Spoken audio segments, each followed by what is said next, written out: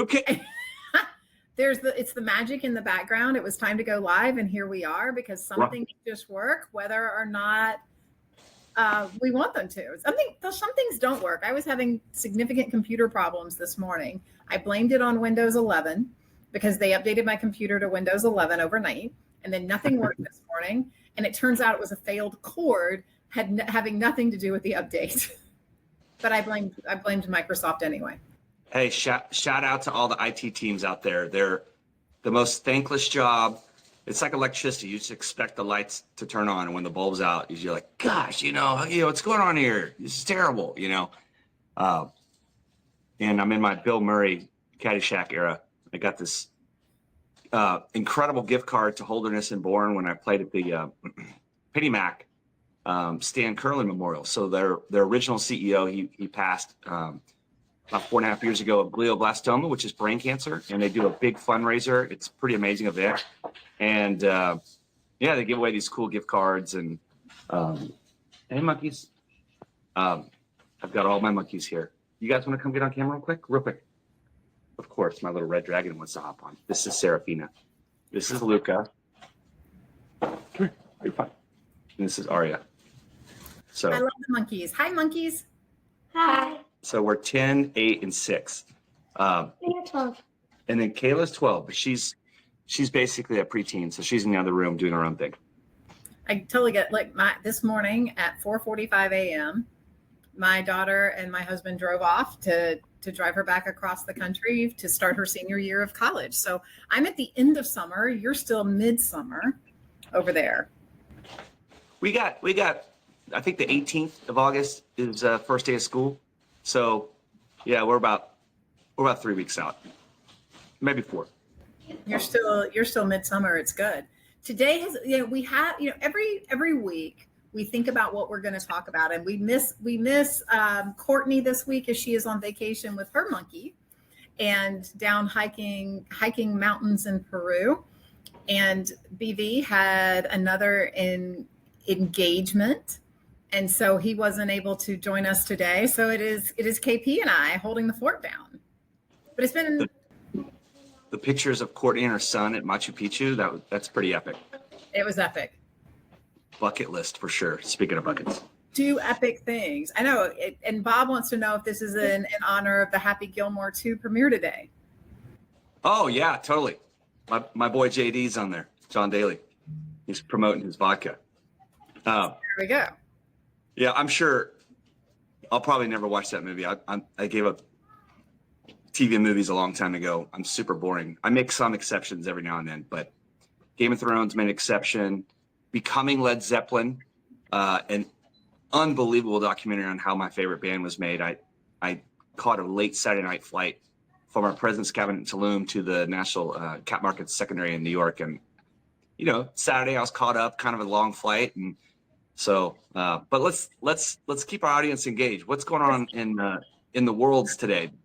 Well, I was going to say, every week we kind of go back and forth with the group here, and we talk about what's going on and what are probably the most relevant topics. And then things like today happen where we get news a couple hours ahead of going live, and things have changed. So the news of the day is Barry Habib has joined the board of directors for Fannie Mae, not an advisory board, but the actual board. I'm so proud of Barry. He's such a dear friend. He's a great friend to the entire industry. And, it's nice to see someone who has been in the trenches, has been personally involved in mortgages, has originated, and then puts out content every day of the week, helping originators at the street level just be better, and understand, what they're up to. Not to mention, gosh, battling cancer, fighting it back. We just had him about 2 weeks ago. He did a presentation for our retail channel. I thought it was pretty cool that he's on the board. And so it's nice to have an ally. Fannie's great. We're a mostly Fannie shop. So, I can't wait to talk to him about it. I saw the headline and I was like, do I text him, or he's probably getting, he's literally probably getting, I'm not kidding, like 2,000 texts today. So I'm going to wait till, next week and let all the noise settle down and just give them an old attaboy, you know? Well, it's interesting to see, and I think that as we understand how companies run, you know, one of the interesting things about boards is it's nose in, fingers out, right? Like it's, as a board director, as somebody who serves on boards, I think about my role being asking the right questions and really helping folks set up for the future, and having somebody with that kind of specific industry knowledge. I don't think, looking at the folks that have been on the board, it doesn't feel like you've had that in the past. And I didn't go very deep in looking at that. But when you have somebody that can ask those kinds of questions, I think we're going to end up with some different results, or hopefully some different results. I would add to that. You know, they're a tech company. You know, I'm not sure if anyone knows, but a few years back, they got some venture capital money, which is different than equity firm money, because venture capital means they still want to grow, they still want to build, they still want to develop.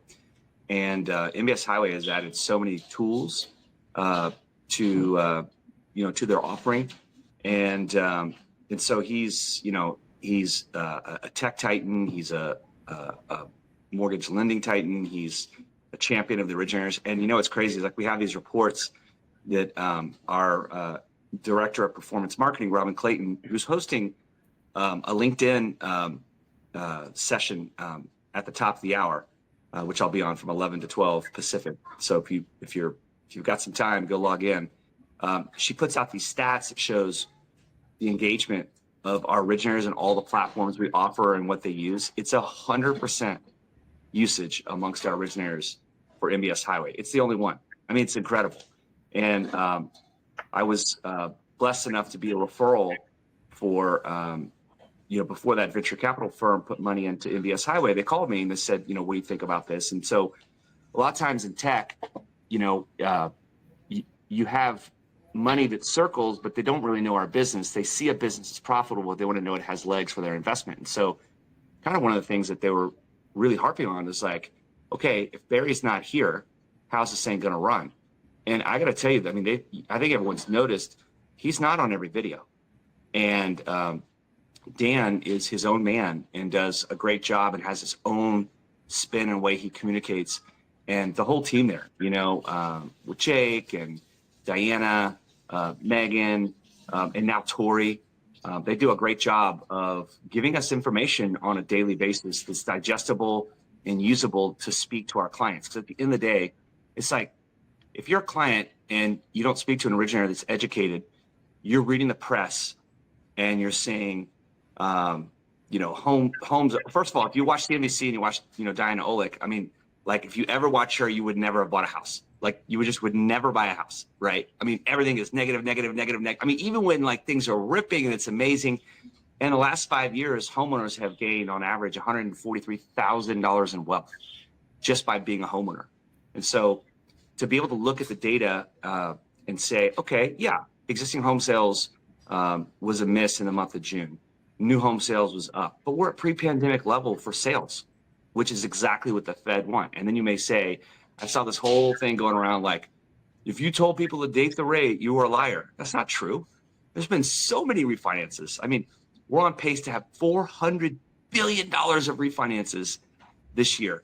Some of it's equity, but it's still a refinance. And so it's so weird. People who have like a negative bias and they want to poo-poo everything. The housing market's pretty strong, especially historically. Does it feel strong? They just came out and raised their projections for the end of the year. I love it. Right? Like, if you look at the current Fannie Mae forecast that came out, 2 weeks ago, came out 15th, that's like 10 days ago. So that they're not predicting a big change in rates. They're saying basically with a static, stable environment, we're going to see an increase in purchases and an increase in refis, right? The volume is going to go up. Fannie put the average 30-year fixed at the end of this year at 6.4%.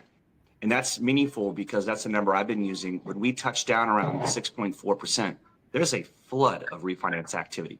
Now, when we touch that number, you'll catch a 5.99% rate. on some of the rate sheets, and you may have to pay a point.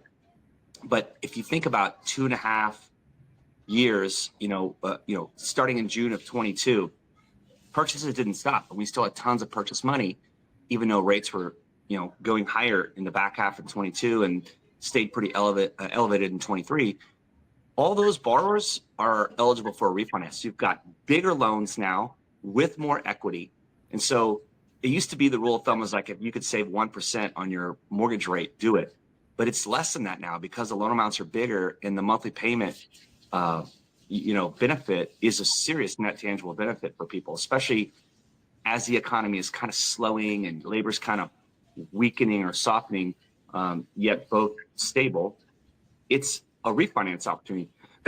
So one of the charts that Barry showed our team was these refinance windows that pop up. You've got to be ready. So you've got to have tools like they have, or tools that are out there, to know who's ready at what rate, and to be able to have those conversations leading up to it and go, if you get to a 6.5 or a 6.6 or 6.375 or whatever, we're going to pull the trigger and we're going to refinance you. And that is dating the rate. And sometimes those windows are a day. Sometimes those windows are 3 days. Sometimes those windows are 1 week at best. Now, if Fannie's forecast is right and 6.4 is the rate at the end of the year, which we've got 5 more months to really prove that out, and that's a stable 6.4, you have a little more time to work. So I think refinances are going to continue to catch a bid, and a lot of dates are going to get dumped. Well, we know that affordability is a key issue. And right now we're touching on borrower affordability with what those interest rates are and what their monthly payment is. And so to your point, the 1% change that has historically been what we've talked about as a minimum may not be true, because people are struggling with having to repay their student loans if they had those and they had the abatement or forbearance period. And you're seeing higher interest rates, you're seeing people have to have issues and concerns with what their credit card interest has gone to and what those payments have gone to. And, so there's a lot of factors at play that tell us that people are going to be doing this because they're focused on affordability.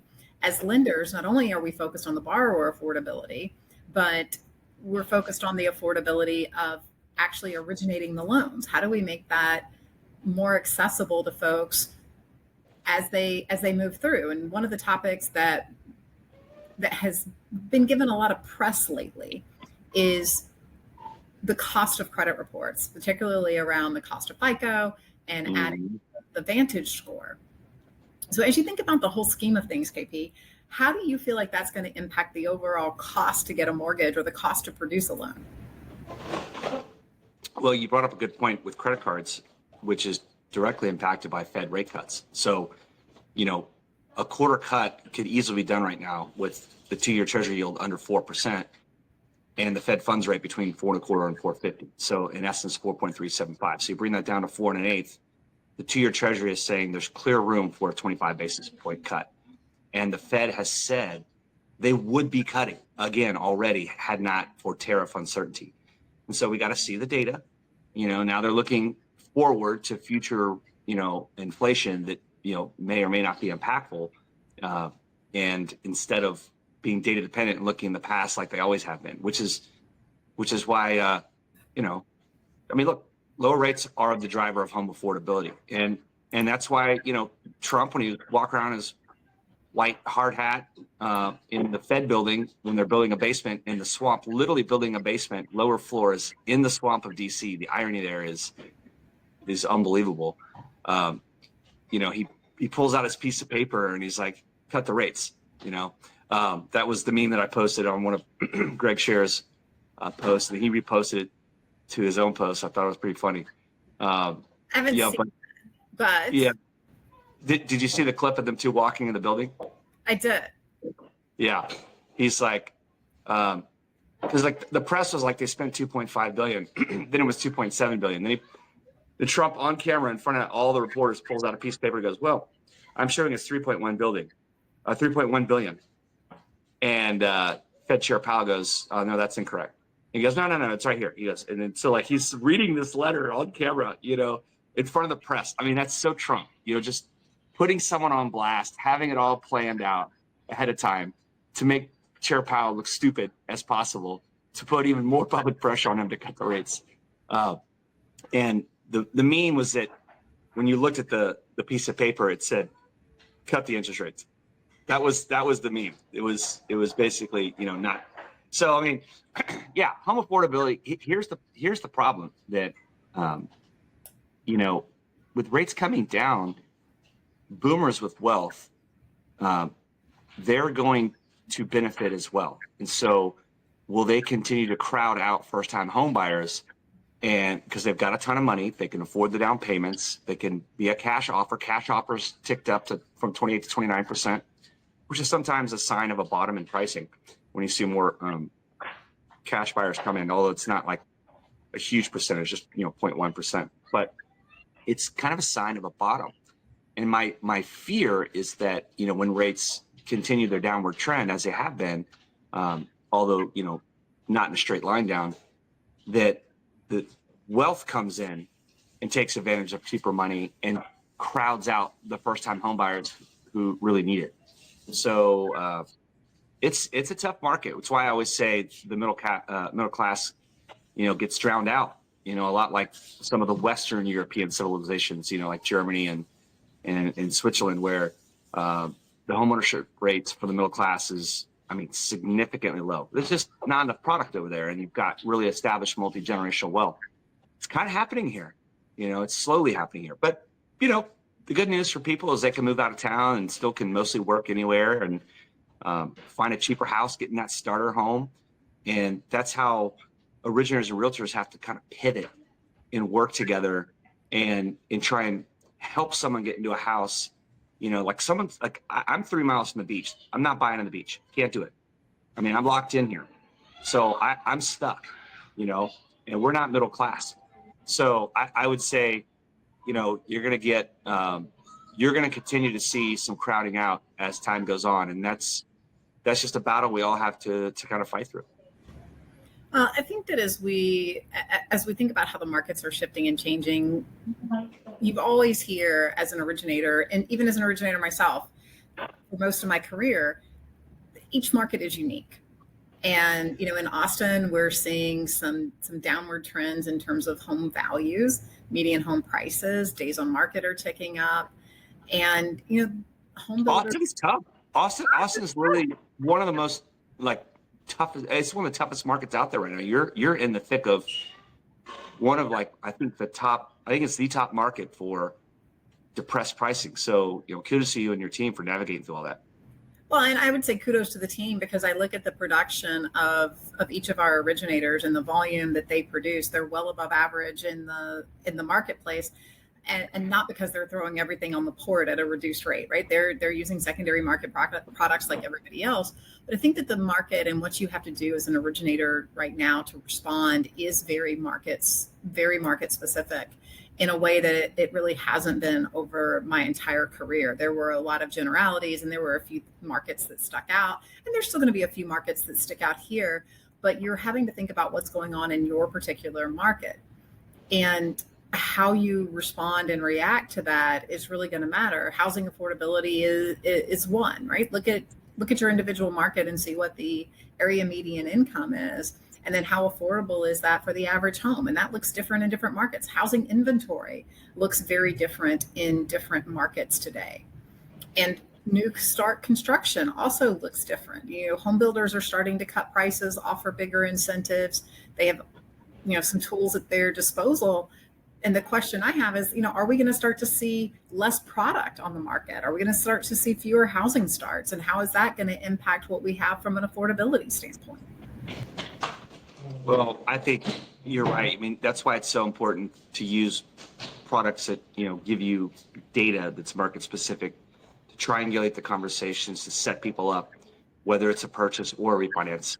And I've been saying this every year around this time of the year leading up to November, 22, 23, 24, now 25. This is your fourth last best good chance to buy a house before home prices run.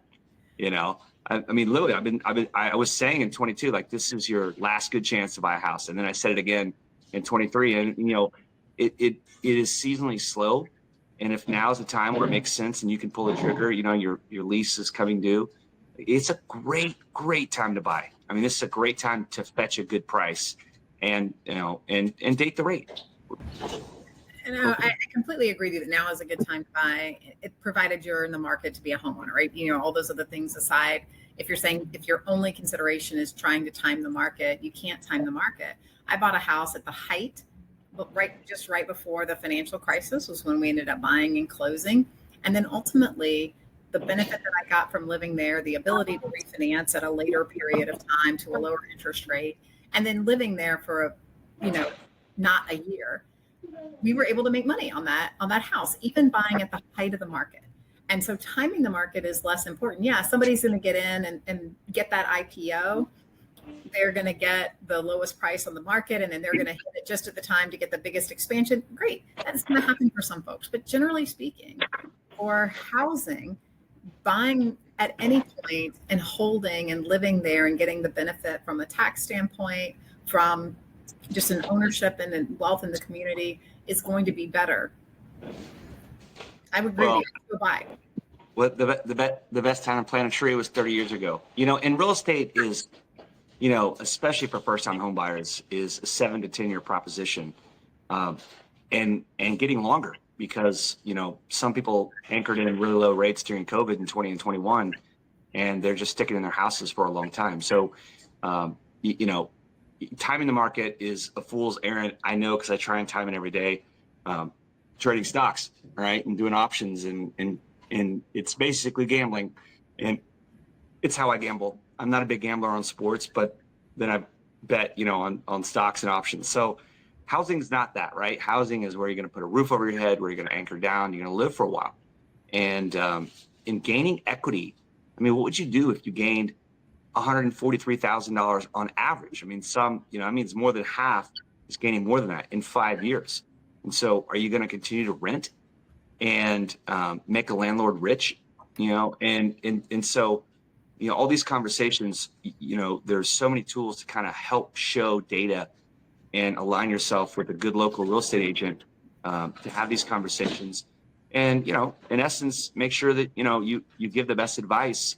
But I know we're totally biased because we've been in this business, and we're like, hey, you gotta buy. But People are worried. That's exposure. And you think about, I had this conversation with a developer that's developing a project that's kind of in coordination with some of the work we do with the universities. And he shared something that I hadn't thought about. I think about it, and I don't want to say binary terms, but I was like, well, we talk about the importance of financial education. And I know a lot of our originators that join us here for this call and that are in this industry really care a lot about educating the consumer. And he broke it down. He said, there's that one thing about financial education that gets you from step A to step B. And then there's a whole other level that gets you from step B to step C. And I think about that just in terms of the change I've watched my kids and their friends go through as they grow up. So I have a son who's 28 and a daughter who's 27, and then another daughter who is 21. My kids are no longer running around in the background like yours. I miss them terribly. But I watched the progression of their financial education. And I remember one very impactful thing from my sons was when somebody in his world that he played football with in college didn't know how a debit card worked and didn't understand that just because he was going to pay for something, they were getting a hotel room for spring break. And just because they were going to pay for it when they got to spring break, he didn't have the money to pay for it that day, but he put the reservation on his debit card and then they canceled the reservation, right? Well, understanding how that process works, he just didn't have exposure to that, right? He didn't grow up in a family where they talked about those things. And for a lot of folks, they don't know and understand the benefits and values of home ownership or how it works. Because I can remember surveys from when I got in the industry, there was a lot of misconception and misunderstanding about how much money you needed for a down payment and what options are available.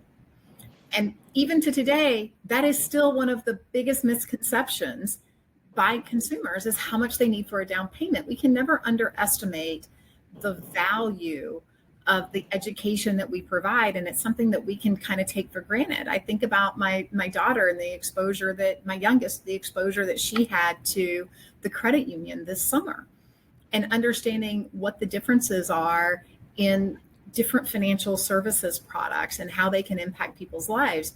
And so as you talk about, kind of bringing this full circle to the conversation at the beginning where you're looking at performance marketing, why are loan officers that are active and engaged on social media doing better than those that aren't? It's because people are still looking for and yearning for good quality education on this topic. And that's how we're going to drive home ownership. And that's how we're going to address the challenge that some folks face is education and understanding what could happen to my taxes and insurance when I buy so that I don't get into a bad situation later on. How do I understand what happens with my equity and how I can take advantage of it? I think this is such a big, big opportunity for us. You hit one of my hot buttons. I hate debit cards. I think debit card is the dumbest thing ever, ever, ever. I mean, if I buy like a $7 can of like Zen nicotine packets, and I'm not advocating it, it's a horrible habit. I've got 2 in right now. I'm putting it on a credit card. I am putting it on a credit card and I'm earning miles. I'm earning rewards points. I'm earning points every purchase I make and then paying it with cash. Like I never use my debit. I think the debit card is the dumbest thing because it's cash out, gone, no rewards, nothing for the same price. And so, those reward points that I'm getting, I'm going to pay for a hotel, and airfare, both for our family to go to Hawaii for the first time next year. And they've never been. And I'm going to get the 2 biggest expenses, paid for by rewards points, for free, And so it's like, I hate it. And speaking of credit cards, Mesa is still the only credit card out there that allows for rewards points for paying your mortgage. You don't pay your mortgage with the credit card. They verify you paid it ACH. They drop rewards points in your account. Rewards points for your mortgage, the biggest principal and interest, the biggest friggin' thing you pay. And so it's like, that's out there. And so, we're having conversations and opening up accounts for people, especially first-time home buyers who spend, 35 to 60 grand the first year they own a house on things. And so, and I think I read that Rocket is killing their Rocket card. And so now here's this option for everyone not named, Rocket or UWM to use this credit card to earn rewards points for the biggest single payment you make every month. And like, why don't we all have a Mesa card? Like, it's just education, having conversations and talking about it on podcasts like this and getting the word out that there are these great financial tools to help us, gain wealth incrementally, gain rewards. And so I hear you on the down payment thing. Everyone still thinks it's 20%. And we all know that's the biggest myth in the business. Yes, it's not true. Well, the best originators that I see educate folks not only around mortgage, but just around all things financial and what it means. They help them understand how credit cards work and, what the differences are in different types of credit cards and when is it an advantage to use them and how should you use them and how does it impact credit score? Like, there's so many things that get touched on, and it all lends to affordability, right? Affordability is not solely the house that you buy. It's everything that touches that and impacts it. And the best originators do that. They talk about it on social, they talk about it in person and do education things, and they get out into their community. Like, this is a key piece of what we have to do. And it's why there's a lot of value in originators. I don't see originators ever, I don't see us ever using AI completely from end to end. I know that there's some folks who would disagree with me. I think there's some value in that personal advice. Amen to that. Well, we have filled another half hour with. We did it. We did. I don't know if that, like, I feel like we could go another hour. We appreciate the Chrisman commentary for being the sponsor. We appreciate the folks who are creating the magic in the background, because all we did is show up and then it made us. Do you mean my kids? Are you referring to my kids? Yeah. Oh, I like your kids even better. As Tony said, this is real life. We love seeing the kids in the background. I miss those days. If ever you want to drop them off or you want to let me, I didn't ask Courtney if I could go on vacation with her. So I'm just going to say, I would love, like, I will join your family. I can go to Hawaii with you too. So just pack me in your suitcase, sir. We'd love to have you and your husband here. It'd be a blast. It would be a lot of fun. I'm dragging him around with me. I was talking to him this morning, going to drag him to the board dinner for the Texas MBA. We're going to have a big event here in Austin to celebrate the anniversary of HUD. So really excited about what that looks like. And for anybody who's interested, I'm happy to share information. KP, I hope you're going to come out to that and hang out with us for dinner. Sounds like fun. I may not show up with the kids. I got a cigar for you in the humidor. Sold. All right. Thank you all for joining us. You are all invited and welcome. We will see you back next week with a bigger crew than we had today. KP, it was great hanging out with you. Hook 'em horns. See you guys next week. Bye. Bye-bye.